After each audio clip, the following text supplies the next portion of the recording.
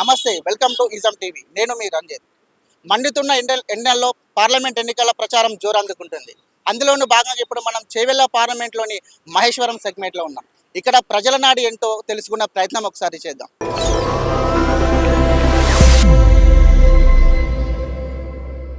ఇక్కడ చేవెళ్ళ కాన్స్టిట్యున్సీకి ఇది సార్ పార్లమెంట్. మీ పేరేంటి? సుధాకర్ రెడ్డి. సో మీరు ఇక్కడ ఇప్పుడు ఎవరు వస్తారు అనుకుంటున్నారు? ఇక్కడ రంజిత్ రెడ్డి. రంజిత్ రెడ్డి అవసరం ఎందుకన్నా?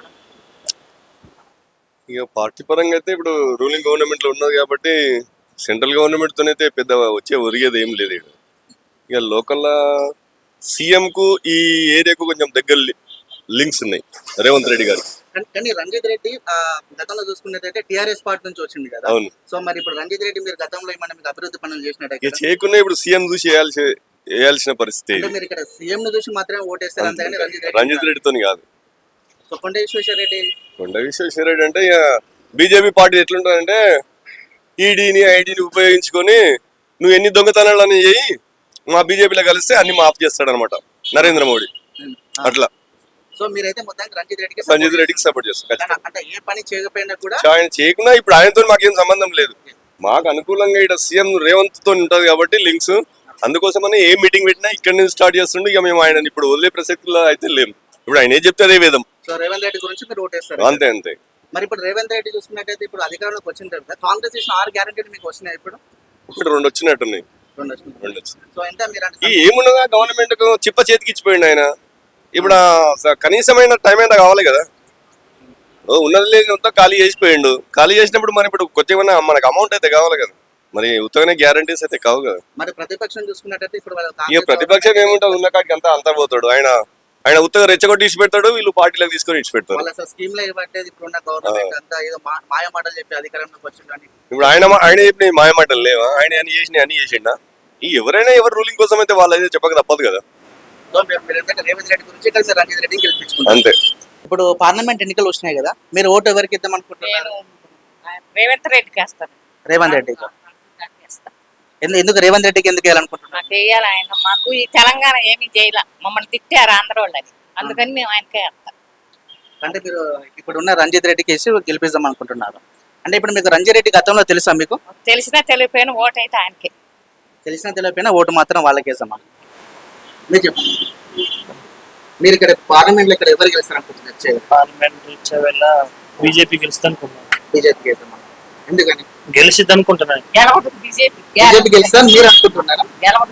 అంటే మీరు బీజేపీ సపోర్ట్ చేస్తున్నారు? మేము ఫస్ట్ నుంచి BJP support Narendra Modi. Okay. ఇప్పుడు ఈ పార్లమెంట్ ఎలక్షన్స్ లో ఇప్పుడు ఇక్కడ ఎవరు గెలిచేటట్టు ఉన్నారు? ఇక్కడ అయితే Congress or BJP. Congress BJP మధ్యలో మంచి టైట్ ఫైట్ ఉంటుంది అనుకుంటున్నారా?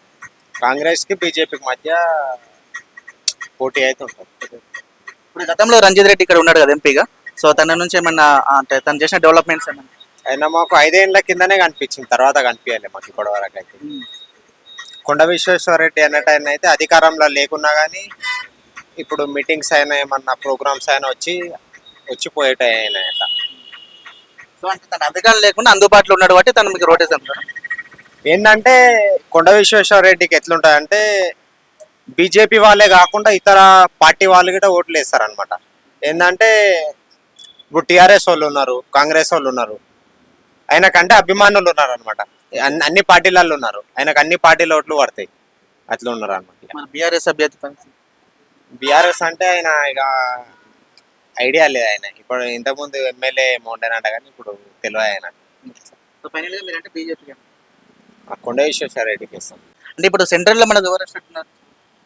బీజేపీ వస్తుంది. అంటే మీరు ఏమైనా గెలిచగలుగుతారా? ఎన్ని సీట్ల వరకు రాగలుగుతుంది ఏంటంటే 300 చేంజ్ వస్తుంది. అంటే ఇప్పుడు లైక్ ఇప్పుడు ఈ 10 సంవత్సరాల నుంచి కూడా బీజేపీ కేంద్రంలో ఉంది కదా. సో వాళ్ళ దగ్గర నుంచి జరిగిన అభివృద్ధి డెవలప్మెంట్ పెట్టి చూసి అంటున్నారు, లేకుంటే మీరు మామూలుగా బీజేపీ అన్నట్టు? బీజేపీ చాలా డెవలప్ చేసింది ఇప్పటికి. ఎన్నో A to Z కార్యక్రమాలు అన్ని డెవలప్ చేసింది అనమాట. ఇంకోటి రామ మందిరంతో ఇంకా వాళ్ళకి మంచిగా ప్లస్ పాయింట్ అయిపోయినా అన్నట్టు. సో సెంట్రల్ లో బీజేపీ వస్తుంది, ఇక్కడ బీజేపీ వస్తేనే మనకి ఇప్పుడు మన దేశం అనేది సురక్షితంగా ఉంటుంది, ఎట్లయినా ఎటువంటి ప్రాబ్లం లేకుండా ఉంటుంది. Thank you.